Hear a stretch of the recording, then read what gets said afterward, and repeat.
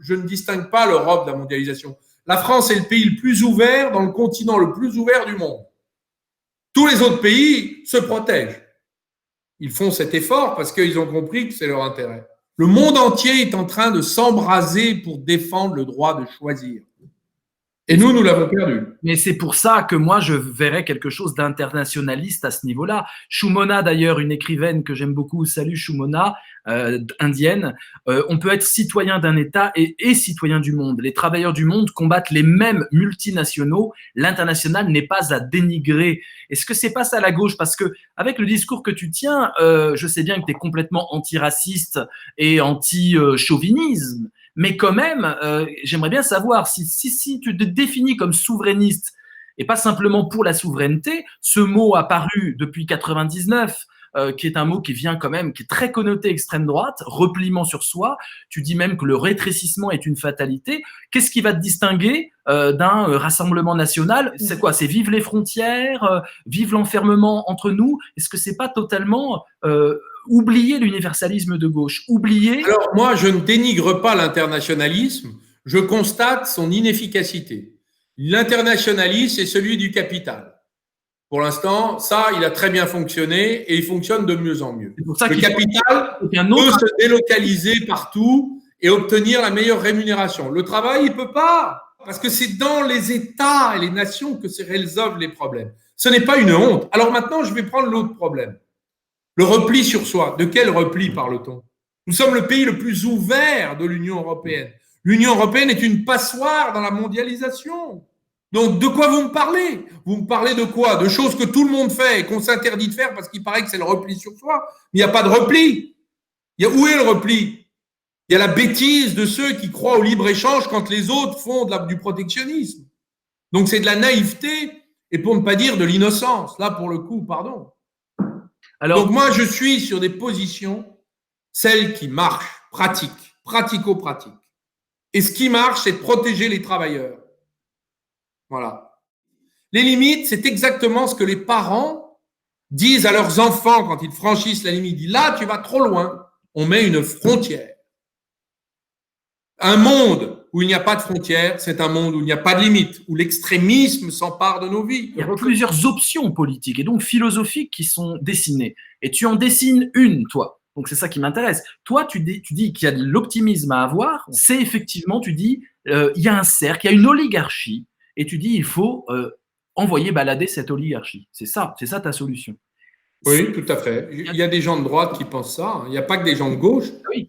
C'est bien la preuve que cette notion de souverainisme ou de souveraineté ne définit pas une ligne politique. Exactement. Ah ben moi, je suis d'accord.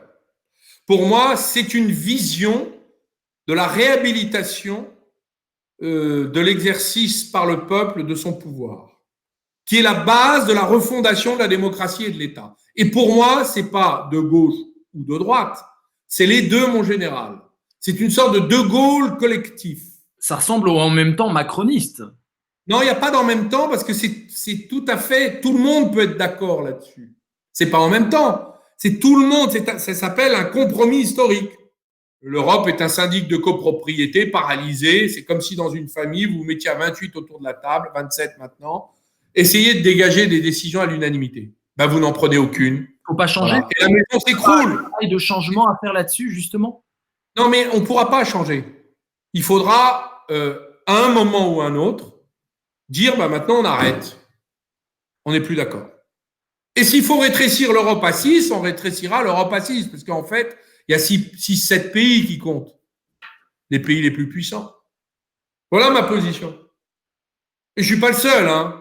Ah non. Partout, à droite, à gauche, je rencontre que des gens qui le disent en privé. Mais ils ne veulent pas le dire publiquement parce que ça ne fait pas bien.